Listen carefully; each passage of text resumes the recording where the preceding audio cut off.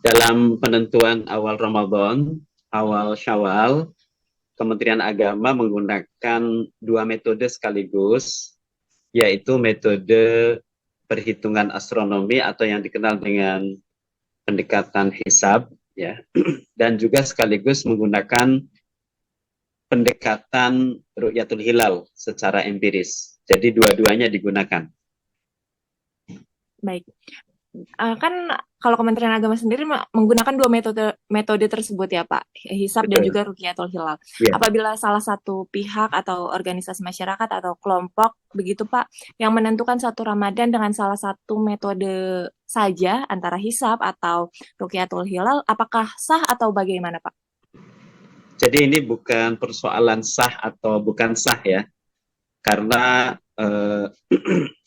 ini kan bukan bagian dari puasanya itu sendiri.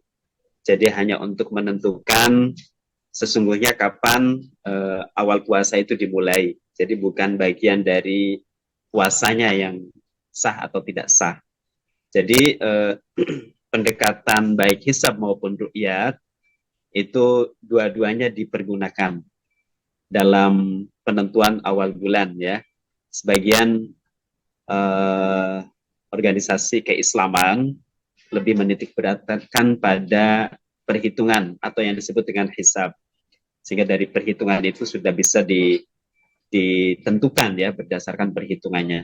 Tetapi sebagian besar ormas Islam juga menggunakan ru'yah karena ini juga didasarkan pada dalil juga. Jadi dua-duanya dimungkinkan untuk dijadikan sebagai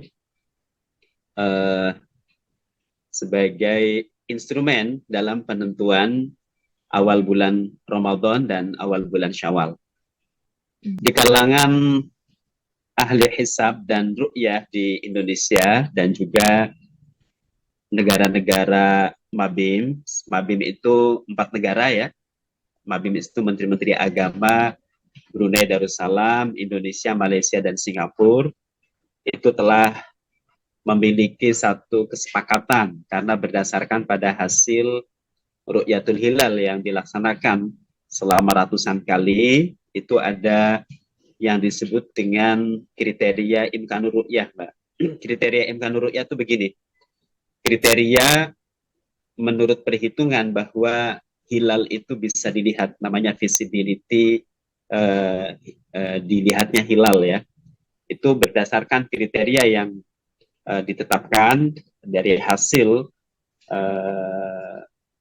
selama ini ya, dan ditetapkan oleh Mabims itu ketika posisi hilal itu 3 derajat di atas ufuk ya, dari sisi ketinggiannya dan dari sudut elongasi antara hilal dengan matahari, terbenamnya matahari itu di atas 6 derajat.